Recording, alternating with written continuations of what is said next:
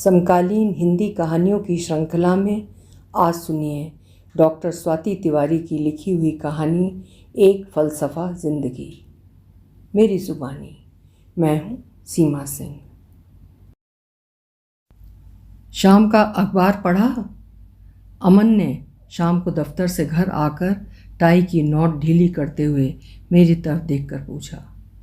नहीं, अखबार आया ही नहीं। मेरी फाइल के अंदर रखा है।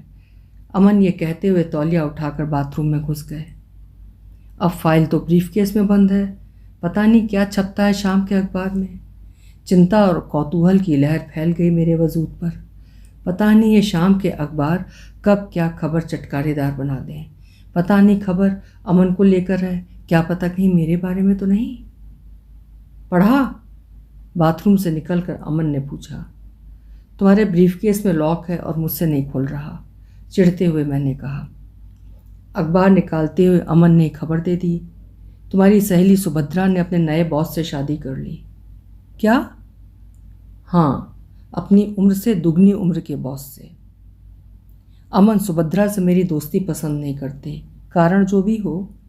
सुभद्रा बोलने में मुंहफट और तेज तर्रार है, शायद इसलिए। शादी कर ली तो कौन सा गुनाह किया? मैंने सुभद्रा का पक्ष रखा। चलो, गुनाह नहीं किया, पर देखते हैं कितने दिन निभते हैं उसके इस पति के साथ। अमन ने जिक्र कुछ उस उपेक्षा और व्यंग भरे लहजे में किया जैसे सुभद्रा का मेरी सहेली होना निहायत ही घटिया बात हो और सुभद्रा एक चालू स्त्री है।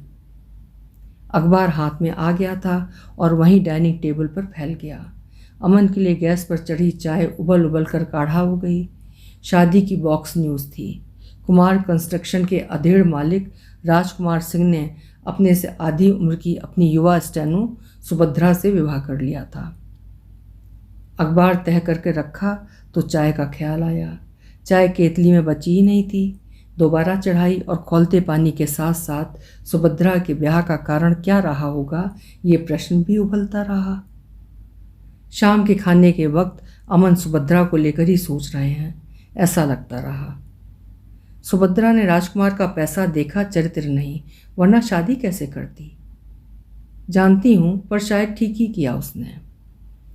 पैसा जिंदगी की सबसे बड़ी ताकत है, ये बात सुभद्रा की समझ में आ गई है। मेरा सपाट सा उत्तर था जिसमें फिलॉसफी भरी थी। अब तक कितने बॉस बदल चुकी है? 5-7 शायद, और ज़्यादा। अब इसी तर्ज पर पति ना बदल डाले। हाँ, शायद उसकी कुंडली में चक्कर है और पैर में भंवर। मैंने अमन की बात पर अपना पासा रखा। हर बार नौकरी बदलती है तो तुमसे ज़रूर सलाह लेती है। अमन उगलवाना चाहते हैं सुभद्रा और मेरी दोस्ती को। हाँ, अपनी शर्तों पर नौकरी करना चाहती है, पर प्राइवेट फर्म में उसकी शर्तें कौन मानेगा।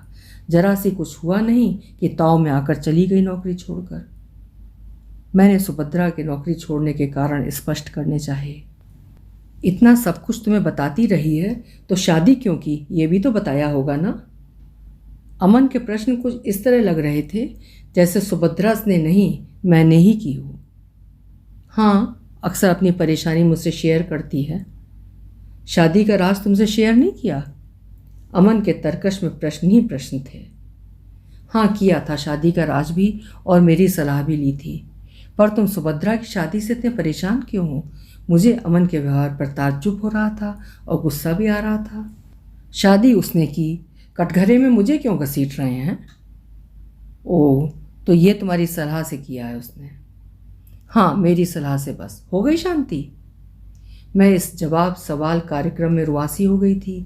मेरी भर्राती आवाज़ ने अमन के तीखेपन को कम किया। इतने दफ्तर बदले हैं इस लड़की ने, लोग इतनी जल्दी तो कपड़े भी नहीं बदलते होंगे, पर ये मैडम तो नौकरी बदल लेती हैं। अब अगर हनीमून से लौटकर तुमसे सलाह मांगे तो कहना पति नौकरी की तरह नहीं बदल डाले। देखो अमन, किसी पर कितना कीचड़ उछालने से पहले उसकी स्थिति परिस्थिति, लोगों की डिमांड, लड़की की मजबूरी के बारे में जान लेना चाहिए। इतनी बड़ी दुनिया में माँ और बहनों की जिम्मेदारी अकेली के कंधों पर है। दिखने में भला की खूबसूरत, नौकरी लोगों के लिए ढूंढना ही मुसीबत है, पर सुभद्रा को देखते हर बार नई नौकरी क्या यूं ही मिल जाती है? स्टेनो, टाइपिस्ट, रिसेप्शनिस्ट के जॉब तो चेहरों की योग्यता पर ही दिए जाते हैं। जो भी हो, जैसा भी हो, पर नौकरी बदलना ज़रूरी है क्या? तुम्हारे कहने पर मैंने सुभद्रा को अपनी फर्म के मालिक से मिलवाया। एहसान लिया सुभद्रा की नौकरी लगवाकर। पर मैडम 1 माह में इस्तीफ़ा मैनेजर के मुंह पर मार कर चली गई। सारा स्टाफ मुझे कसूरवार ठहराता रहा। मैनेजर ने उसकी गुस्ताखी मालिक को बताई। मालिक ने मुझे बुलाकर जानती हो क्या कहा? क्या कहा था? कहने लगा, मिस्टर अमन, रिकमेंड करने से पहले ज़रा लोगों को देख तो लिया करो। 2 टके की छोकरी हमारे कैरेक्टर पर हाथ डाल गई। जानती हूँ तुम्हारे दफ्तर वाली घटना, सब बताया था उसने आकर। बहुत दुखी थी, कह रही थी, देखना ऋचा, लोग अमन को भी बुरा ज़रूर कहेंगे। हाँ तो कहा था, पर देखो नौकरी करने निकली है तो नाक पर गुस्सा और ज़ुबान पर कोड़े लेकर प्राइवेट नौकरी नहीं चलती। हाँ सो तो है, पर जिल्लत और जलालत भी हद से ज़्यादा सहन करना संभव नहीं होता ना। वो बड़े अधिकारी की लड़की रही है, पिता होते तो यूं ही मारी मारी नौकरी करती क्या? बीमार माँ और 2 बहनों का भार अचानक उसके ऊपर आ गया था। उसका भी एक चरित्र है, स्वभाव है, वजूद है, पर लोग नौकरी देकर सोचते हैं मजबूर छोकरी को खरीद लिया जैसे। अब वो जो तुम्हारी फर्म का मालिक और मैनेजर है ना, उसने पहले तो एक दिन रात के 8 बजे तक लेटर टाइप करवाए, फिर कमरे में बुलाकर कहता है कि मेरे साथ टूर पर दिल्ली चलना पड़ेगा, रिजर्वेशन करवा लिया है। अच्छा, तुमने ये घटना बताई क्यों नहीं? अमन मेरी बात का अर्थ समझ रहे थे। क्या बताती? बता देती तो तुम जाकर भिड़ जाते मैनेजर से, फिर तुम्हारी नौकरी भी चली जाती। उसने मालिक से पूछा कि अचानक दिल्ली क्यों जाना है, उसके लिए संभव नहीं है, माँ से पूछे बगैर वो नहीं जा सकती। तो मालिक ने कहा था, नौकरी हमारी करती हो और पूछने माँ से जाती हो। उसने अगले दिन अपने सहकर्मी को बताया था। सब मुस्कुराने लगी। वो अर्थ समझ गई और नौकरी छोड़कर घर बैठ गई। उसके बाद वाली नौकरी सरकारी दफ्तर में एवजी पर लगी थी, पर 4000 पर साइन कर 2000 हाथ आए। शोषण की भी हद है। लड़की है तो क्या इसका मतलब किसी ना किसी रूप में शोषण कर ही लो, तन से नहीं तो धन से। परेशान हो गई थी वो। जानते हो, पहली नौकरी वर्मा एंड सन्स में स्टेनो की मिली थी। 1 साल अच्छी चली। वर्मा तो ठीक था, पर सन्स वाली पीढ़ी गलत थी। बेचारी को प्यार मोहब्बत के सपने दिखाए और शादी किसी दूसरी लड़की से की। यहाँ मन का भी शोषण। बाद में वर्मा का लड़का उससे कहता है, सुभद्रा, शादी तो पापा की पसंद की है, मजबूरी थी, पर हमारा प्यार चलता रहेगा। वो कोई बिकाऊ चीज़ है जो चलता रहेगा? वहाँ अब उसका रहना कैसे संभव था? छोड़ दी उसने वो नौकरी। सुभद्रा लड़की बुरी नहीं है, पर लोग उसके बारे में तरह तरह की चर्चा करते हैं। ये तो लोगों की आदत है। जानते हैं बेचारी बगैर बाप की है और परिवार के लिए संघर्ष कर रही है। पिछले माह एक सैटरडे को आई थी। सैटरडे हमारा भी ऑफ था। तुम प्रताप नारायण जी की फेयरवेल पार्टी में गए थे। आई थी वो तो तुमने बताया था।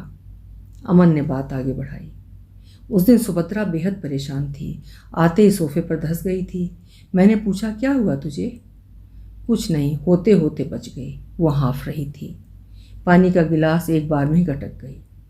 फिर खुद ही कहने लगी, साला अकाउंटेंट समझता क्या है अपने आप को? कहता है मैडम आपको इंक्रीमेंट लगाया है पूरे 1 साल बाद, कुछ हमारी भी डिमांड है, पूरी नहीं करेंगी? बड़ा कमीना है अकाउंटेंट। मुझे भी गुस्सा आ गया था। फिर कहने लगी, ऋचा शायद गलती मेरी ही है। आज शनिवार है, दफ्तर में स्टाफ आता नहीं, केवल एक्स्ट्रा काम करने वाले आते हैं। मैं वेतन लेने आज नहीं आती तो इस तरह नहीं कह पाता। जानती है क्या कह रहा था? क्या? पहले तो रुपए पकड़ाते वक्त हाथ का स्पर्श किया, फिर गंजा हंसते हुए कहता है, बड़ी कोमल हो, तुम्हें तो पूरी स्पर्श करने को मन होता है। अच्छा, उसकी ये हिम्मत! लगाती साले को 2 चप्पल। वही तो लगाकर आई हूँ और सीधी तेरे पास आ रही हूँ। कुछ बनाया हो तो दे, भूख लग रही है। फिर मेरे साथ खाना बनाते वक्त कहने लगी, याद है ऋचा, पैसा दुनिया की सबसे बड़ी ताकत है और सुंदरता अभिशाप। मैंने सहज ही कहा था, सुभद्रा इतनी सुंदर है तू, इंटेलिजेंट भी। अच्छा सा कोई पैसे वाला कोई लड़का पसंद कर और शादी कर ले। कब तक परेशान होती रहेगी? कहने लगी, तेरी बात में दम है यार, अब इस दिशा में सोचती हूँ। चल अगली बार शादी के बाद ही मिलूंगी। मुझे लगता है इसी बात से प्रभावित होकर उसने फैसला किया होगा। हो सकता है शायद। चलो छोड़ो, मैं सेंट्रल लाइब्रेरी तक होकर आता हूँ, कहते हुए अमन चले गए। बात वहीं ख़त्म हो गई, पर सुभद्रा से मिलने का मन बना रहा। एक दिन सामने एक चमचमाती विलायती कार रुकी और रेशमी साड़ी और पार्लर से कटे बालों में वो राजकुमारी की तरह उतरी, आते ही गले लग गई। Thank you Richa. शादी मुबारक हो मिसेस सुभद्रा राजकुमार सिंह। सब तेरी ही सलाह का परिणाम है, पर मैं खुश हूँ, बहुत खुश। ऐसी सलाह पहले क्यों नहीं दी? मैंने सहज होकर पूछा। कैसे जम गया ये सब? बस उस दिन वाली घटना के बाद। अच्छा। मैं अकाउंटेंट की शिकायत लेकर अपनी कंपनी के मालिक के पास पहुंची। उन्होंने मेरी बात ध्यान से सुनी, फिर मुझे प्रस्ताव दिया कि मैं तुम्हें कंपनी की मालकिन बना देता हूं। यदि तुम चाहो तो सारी समस्याएं खत्म हो सकती हैं। एक पल को लगा चप्पल निकालूं और जड़ दूं इसको भी, पर तेरे शब्दों का चक्रव्यूह मेरे चारों तरफ था कि पैसे वाला लड़का देखकर शादी कर ले, और मैंने हाँ कर दी। अब अकाउंट्स मेरी सहकर्मी सुलभा देखती है। उस गंजे अकाउंटेंट को नौकरी से निकाला तो पैरों में लौट रहा था गंजा। मैडम, मुझसे गलती हो गई, मेरे बीवी बच्चे हैं, मेरा घर बर्बाद हो जाएगा। दूसरी समस्या थी वर्मा एंड सन्स। प्यार का नाटक करने वाले उस दोगले से बदला तो लेना ही था। कल ही वर्मा कंस्ट्रक्शन को टेक ओवर कर लिया है। वहीं पर सुभद्रा कंस्ट्रक्शन का बोर्ड लगवा कर आ रही हूँ। पैसा सबसे ताकतवर है। सच, ये बात समझ में आ गई। घर भी संभल गया, माँ भी खुश है और अंजू मंजू भी। पर लड़के की उम्र? समझौते में उम्र कोई बड़ी बाधा नहीं है। मैं 26 की हूँ, मिस्टर सिंह 38 के। माँ कहती हैं उनकी जब शादी हुई थी वे केवल 16 की थीं, पिताजी 28 साल के थे। बस वैसा ही तो फ़र्क हुआ ना। मैं पढ़ी लिखी हूँ, माँ कम पढ़ी थी। मुझे ज़िंदगी का गणित ज़्यादा समझना चाहिए ना। अभी आप सुन रहे थे डॉक्टर स्वाति तिवारी जी की लिखी हुई कहानी एक फ़लसफ़ा ज़िंदगी। एक सिद्धांतवादी शिक्षित लड़की को जीवन में स्थिरता लाने के लिए आखिर प्रैक्टिकल अप्रोच करना ही पड़ा। आशा है कहानी आपको ज़रूर पसंद आई होगी। अपने विचार कमेंट सेक्शन में ज़रूर लिखिएगा। कल फिर मिलेंगे।